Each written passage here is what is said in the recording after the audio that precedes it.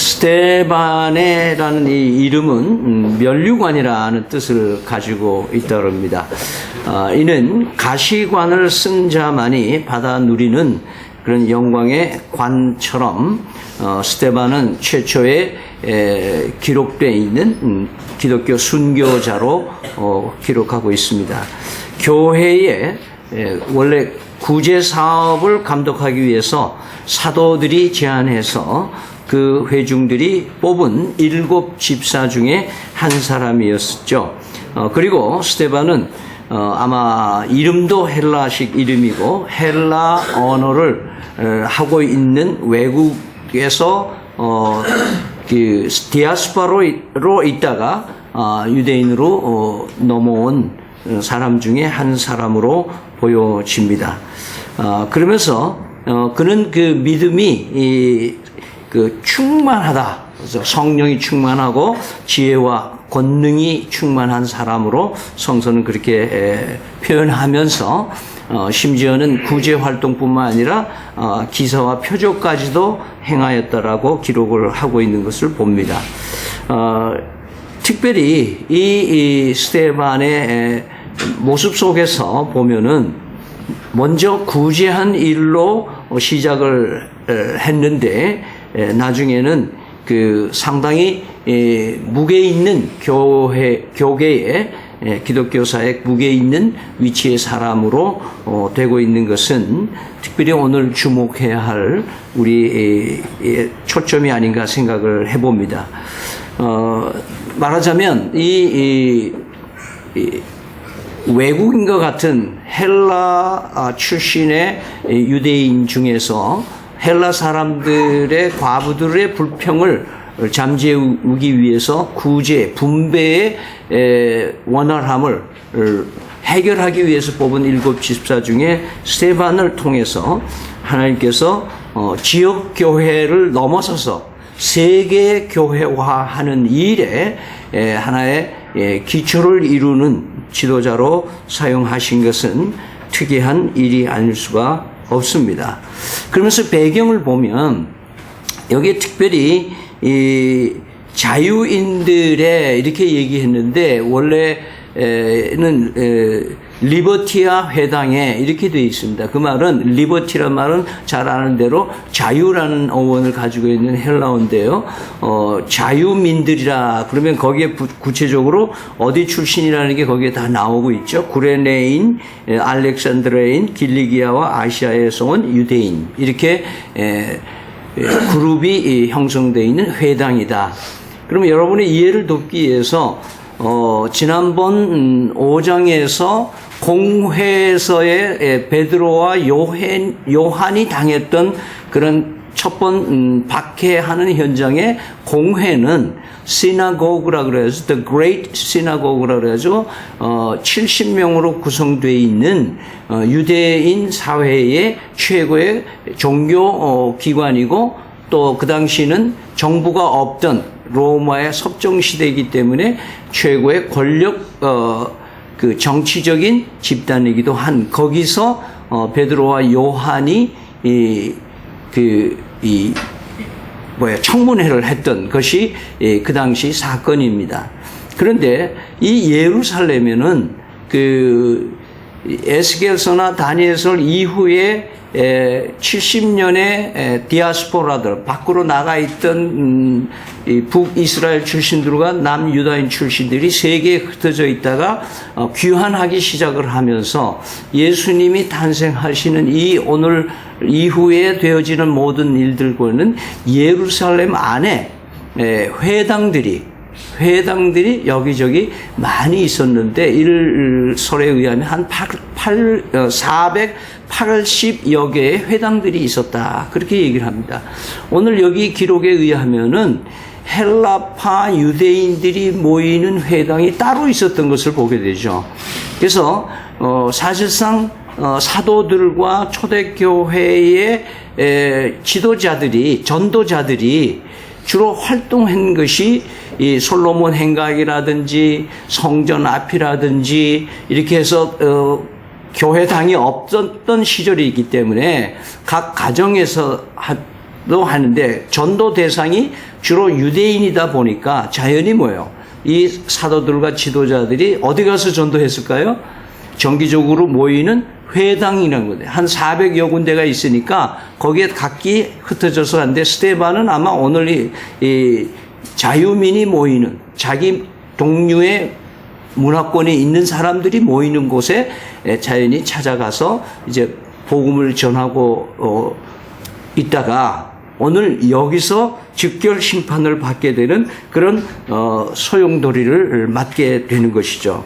그래서 주 제목은 예수님과 아주 비슷한 제목이죠. 예수님도 성전을 헐라 그러면 내가 3일 만에 다시 짓겠다든지 그 율법을 내가 완성하러 왔다든지 이런 말들은 모두가 다 참남죄에 들어가는 신성 모독죄에 들어가는 얘기죠.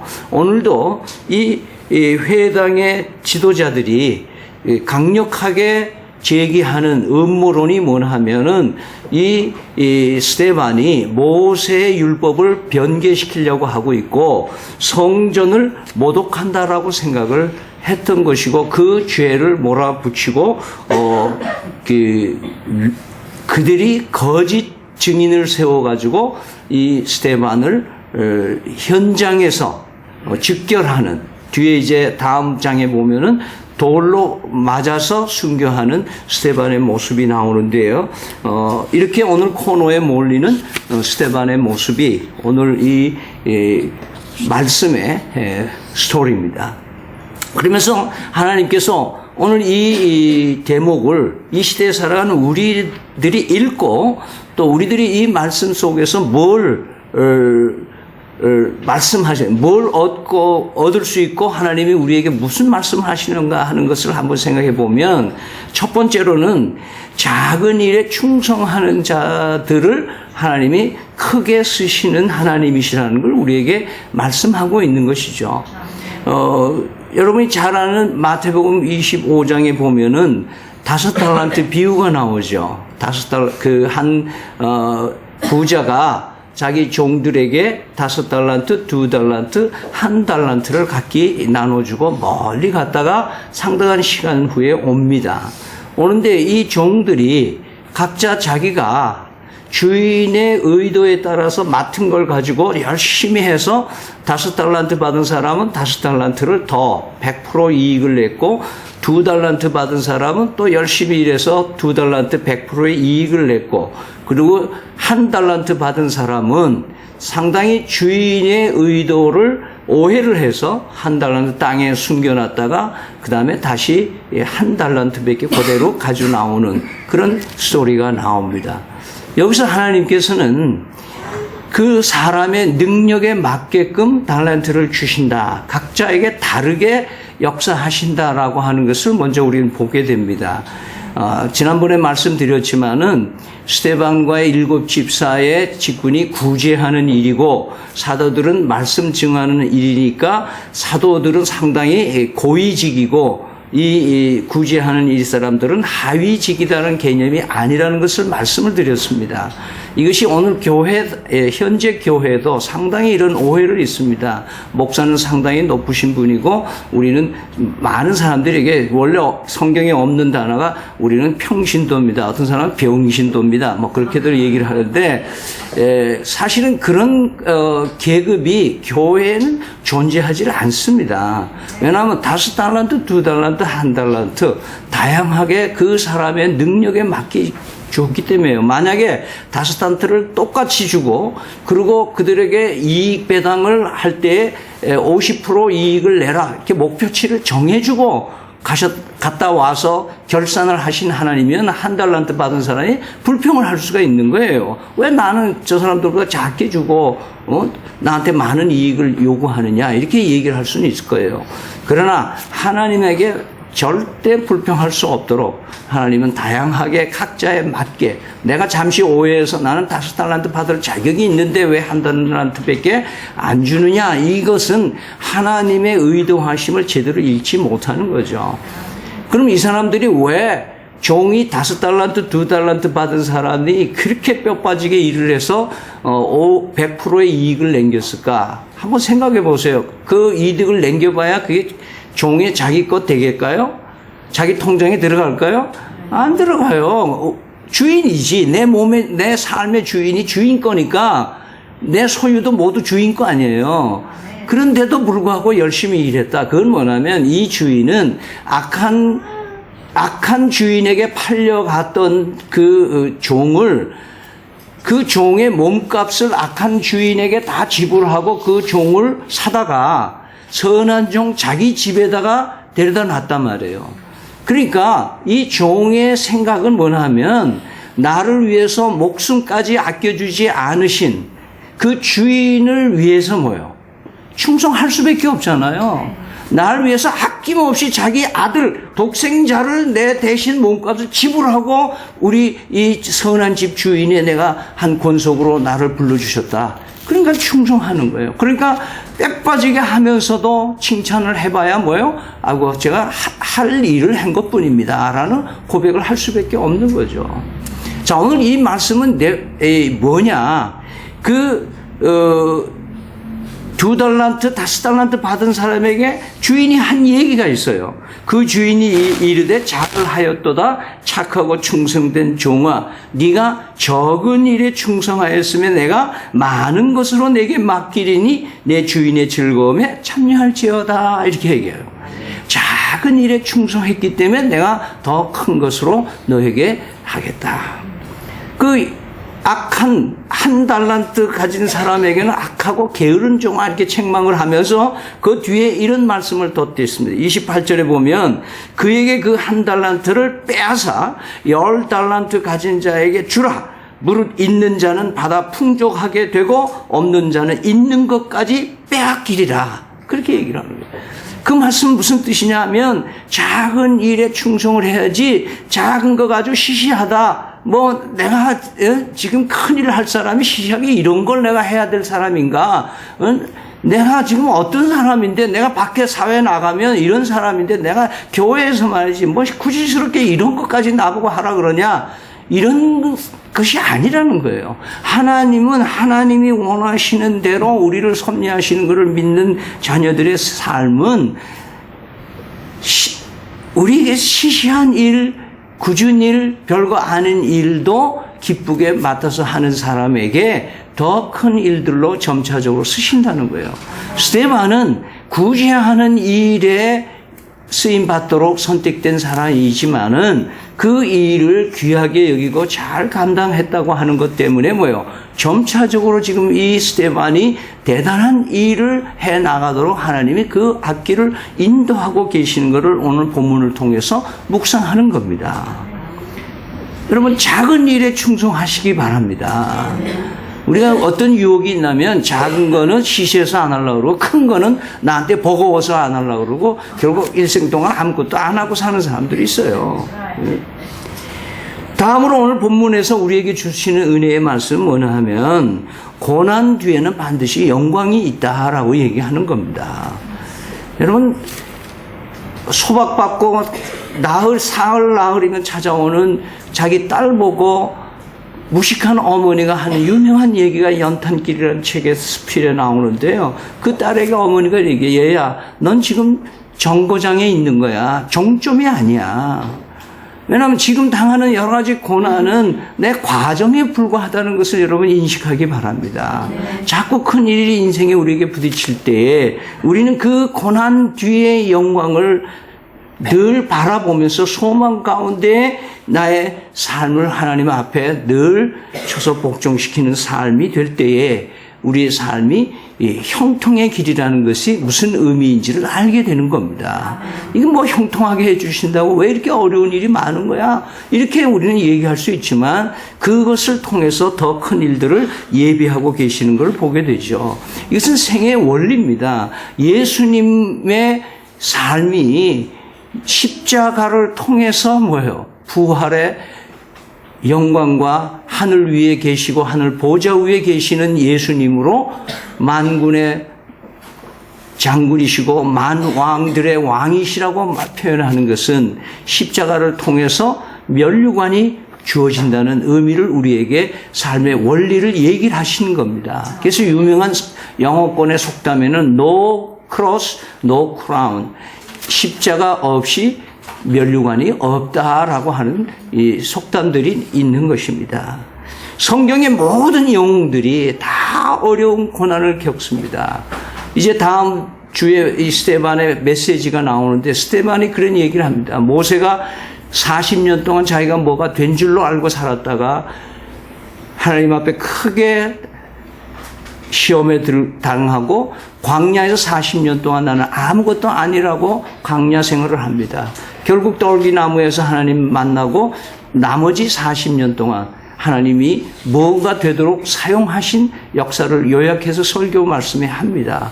그것은 우리의 삶 속에 고난을 겪어야만, 모세가 40년의 광야를 겪지 않았다면은 그 이후에 쓰임 받는데 상당히 문제가 있을 지도자였을 거라고 하는 것을 우리는 보게 되는 것이죠. 여러분, 강한 파도가 강한 어부를 만든다는 거 아시죠? 까마귀가 그 나무에 집을 지을 때요, 그 까치나 까마귀는 태풍을 부는 그 시기에 집을 짓는다는 거예요. 왜 그럴까요? 가장 어려울 때 집을 지어야 그 집이 튼튼하는 거예요. 그래서 어디 갔다 와도 자손에게 물려줘서 다음 세대에 물려도 그 집이 끄떡없는 거예요. 오늘 우리는 어렵다고 이리저리 피해 다니면, 학생들이 공부하는 게 자기가 닥치는 조그만 일들이 지금 어렵다고 해서 더 달콤한데 더 좋은데 쫓아다니다 보면 여러분의 남은 여생에 더 힘들어지는 삶만 남게 된다는 것을 여러분 잊지 마시기 바랍니다. 로마서 8장에 보면 이런 얘기를 합니다. 우리가 그와 함께 영광을 받기 위하여 고난도 함께 받아야 될 것이라 생각하건대 현재의 고난은 장차 우리에게 나타날 영광과 좋게 비교할 수가 없다. 그러니까 고난을 견디고 그걸 넘어서게 하시는 하나님의 은총은, 우린 고난이라고 하는 그 벽이 너무너무 두껍고 미래가 보이지 않지만 하나님께서 그 고난의 길을 가게 하시는 하나님, 그 벽을 뚫어주시든지 우회의 길을 두시든지 넘어가게 하게 하시든지 하나님 반드시 돌파하게 해주시는 줄 믿으시기를 바랍니다. 그 다음에 오늘의 본문에서는 이 고난의 벽들이 어떤 저항이라는 걸 우리에게 얘기를 해줍니다. 그 어떤 고난의 역정을 가느냐 12절에 얘기를 하고 있는데요. 백성과 장로와 서기관들을 충동시켜서 와서 잡아가지고 공회에 이르러 거짓 증인들을 세워서 지금 몰아붙입니다. 여기에 세 종류의 사람들이 저항하고 있는 걸 봅니다. 하나는 백성들이라고 얘기를 합니다. 백성은 숫자가 많은 것을 얘기합니다. 우린 많은 사람들이 다 그 길로 가면 유혹이 됩니다. 또 많은 사람들이 그렇게 되면 그렇게 줄을 압니다. 그것이 지금 이혼이 높아지고 지금 동성애도 지금 점점 공론화되면서 사람들이 이제는 동성애, 10년 전에 동성애라는 말을 들었을 때와 지금 여러분들이 듣는 동성애라는 말의 뉘앙스가 다를 겁니다. 왜냐하면 상당히 무뎌져 있어요. 왜냐하면 이게 지금 상당히 많은 나라에서 많은 미국의 주에서 동성 결혼도 허용한다 한다 그러고 우리 드라마에도 등장하고 이러니까 이제 많은 사람들이요. 그러니까 이 세상은 민주주의의 가장 이 결함은 뭐냐 하면 다수에 의해서, 여론에 의해서 진위가 결정되는 겁니다. 여러분, 진위를 결정하시는 분은 하나님이신 줄 믿으시길 바랍니다. 여기 백성들이 스데반을 저항한 것은 많은 사람들이 떼거지로 머리띠를 띠고 스데반을 죽여라 하는, 예수님을 죽여라 하고 했던 것과 같은 세팅으로 지금 드라마가 움직여지고 있는 것을 여러분 보게 될 겁니다. 그 다음에 여기는 장로들이라고 했습니다. 여러분들이 아까 말씀드린 시나고그에는 장로들이 들어있습니다. 장로들은 권력을 얘기를 합니다. 권력의 힘에 의해서 교회가 지금 많이 짓밟히고 있습니다. 예? 많은 사람들이 기독교라고 그러고 SNS에서 기독교를 몰아붙이고 있기도 하지만요. 또 우리 이 권력이 제도적으로 지금 앞으로 우리나라에도 이제는 종교 개종금지법이라는 게 나올 가능성이 있습니다. 왜냐하면 종교를 너 예수 믿어라 이런 말을 하지 못하게 하는 법이 만들어질 때가 옵니다. 왜? 인권이라는 명명하에서 왜 자꾸 종교를 강요하느냐? 이거는 안 된다라는 법이 지금 계속해서 공론화되어 가고 있는 거죠. 그것이 정치라고 하는 권력, 슈퍼파워에 의해서 빅브라더라고 하는 것으로 지금 이 적그리스도 운동이 지금 가고 있는 겁니다. 그런 지금 한결이 있는 거죠. 그 다음에 여기는 서기관들입니다. 서기관들은 성경책의 전문가입니다. 쉽게 말해서 신학자들입니다. 지식이 많은 사람들, 학문이 많은 사람들입니다. 우리는 많이 배운 사람들 앞에 가면 기죽어요. 말이 안 나와요. 보통 그렇게 쓰는 말이 있죠. 공자 앞에 문자 쓴다 이런 식으로 우리가 많은 배운 사람들 앞에 꼼짝 못해요. 예수 믿는 사람들이 지금은 이여령 씨 같은 사람이 그 예수를 믿었기 때문에 지성인도 지금 예수를 믿는다 하는 게 지금 되고 있지만 100년 전이나 아녀자들이나 믿는 것이 아주 무식한 사람들이나 교회가 하는 거다 이럴 때가 있었어요. 그러나 지금도 아직도 지식이 숭배받는 시대에 살고 있기 때문에 교회들이 믿으라 그러면은 말도 안 되는 거 왜 믿으라 그러냐. 지난주에 우리 김우동 박사 와서 치유에 얘기하지만 의사가 그 정도 얘기하니까 우리가 그래도 그런가 보다 그러지. 제 수준에서도 막 병 낫는다 막 이러면은 웃기네 그럴 거예요. 그러나 하나님의 역사하심이라는 것은 오늘 이 스테반의 저항이 어느 정도 큰 저항이었느냐. 여론에 위축되기도 하고 힘 있는 자들 앞에서 기죽게 하고 그런 지적인 사람들 앞에서 말문이 막히게 하는 것이 지금 이 시대에 우리 교회가 우리 크리스천들이 당하는 핍박이라는 것을 여러분 실감하게 될 겁니다. 그것이 바로 스테반이 겪고 있는 큰 바람이고 큰 저항이었던 것을 봅니다. 그러나 오늘 본문 말씀에는 그의 얼굴이 천사 같았다라고 얘기를 합니다. 15절 말씀에 보면 스테반이 그런 공격을 받는데 그의 마음이 너무 평안하니까 그 얼굴이 마치 천사같이 보였다. 이 사람이 도대체 고통을 당하는 사람인지 아닌지 지금 어떻게 코너에 물려서 지금 조금 있으면 몇 분 후면 돌 맞아 죽을 사람이 어떻게 저렇게 태어날 수가 있을까? 거기에 사울이라는 사람이 입회해 있었기 때문에 그 충격이 커서 나중에 바울이 되는 거예요. 오늘 이 말씀 속에서 천사 같은 그의 모습을 봅니다. 1873년에 프랑스의 호화 여객선 벨드 아르르라고 하는 배가 파손이 되는데 그때에 H.G. 스파포드라고 하는 사람의 딸이 4명이 거기에 타고 자기 부인하고 5 식구가 타고 있었는데 그게 배에 큰 파도가 치면서 부인은 구명정에서 살았는데 딸 4명이 동시에 죽습니다. 이 소식을 듣고 있었던 스파포드가 또 다른 뉴스를 듣는데 그것은 시카고에 큰 불이 났는데 자기 집이 불이 타버린 거예요. 마치 욥처럼 하루아침에 자식이 다 죽고 부인은 겨우 살아서 지금 프랑스에 가 있는데 자기는 또 외지에 나갔다가 뉴스를 들으니까 자기 집이 다 불타버린 거예요. 그런 가운데에서 프랑스에 가 있는 구조받은 부인을 찾아가기 위해서 배를 탑니다. 그 배를 타고 가는데 뉴스에 이미 알았는지 그 선장이 그 아이들이 빠져 죽은 조난된 그 위치에 와서 스파포드 보고 얘기를 합니다. 선생님, 당신의 딸들이 여기서 빠져서 죽었습니다. 그는 그 파도 치는 바다를 내려다보면서 하나님 앞에 기도합니다. 그러면서 갑자기 그 마음에 평강이 오는 거예요. 평강이 오는 거예요. 그래서 그 수첩을 꺼내서 쓴 글이 내 평생에 사는 길 순탄하여 늘 잔잔한 강 같은지 큰 풍파로 무섭고 어렵든지 나의 영혼은 늘 편하다. 내 영혼 편안해. 내 영혼 편안해. 그 노래를 만든 사람이에요. 여러분, 스테반이 그런 거예요. 여러분, 크리스천들이 성공하고 잘되고 부자되고 그러면 세상이 놀랄 것 같으죠? 보세요. 크리스천들이 성공하면 더 미움이 더 거세집니다. 세상 마귀 권세는 언제 놀래느냐?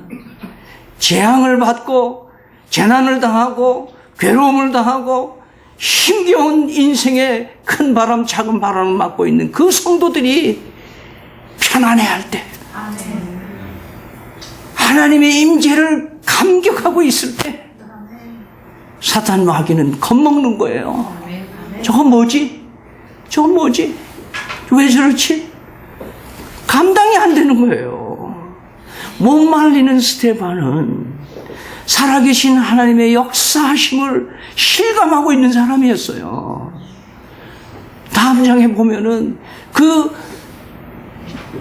예수님을 목격하게 되는 거예요. 요한계시록 4장에 보면은 엄청난 핍박이 초대교회에 내려왔을 때 반보섬에 포로로가 있던 요한이 4장에 보면은 큰 음성이 들리고 하늘문이 열리는데 마치 영화 필름이 쭉 영화 그 카메라가 줌 렌즈로 쫙 빨아들이듯이 하늘에 보이는 그 형상이 보이는데 거기에 의자가 하나 있는데 거기에 세상을 보이는 세상과 보이지 않는 세상을 통치하시는 왕중왕 예수님이 보이시는데 그 예수님의 얼굴을 가까이 보니까 그 분이 날 위해서 죽어주신 분이요. 그분이 나 같은 죄인을 Dear friend, 친구야 라고 얘기하시는 그 예수님이 거기에 있는 거예요. 네. 뭐 청와대 조금만 관계 있어도 사기치는 세상인데 온 우주를 호령하시는 예수님이 여러분 친구 되심을 믿습니까? 네. 이까지 세상의 조물아기들한테 당하는 이런 어려움과 아픔들, 이 별거 아닌 이런 이 종이조각이 돈 때문에 울고불고 하며 살겠습니까, 여러분? 여러분, 천사 같은 얼굴을 가질 수 있기를 바랍니다. 기도하겠습니다.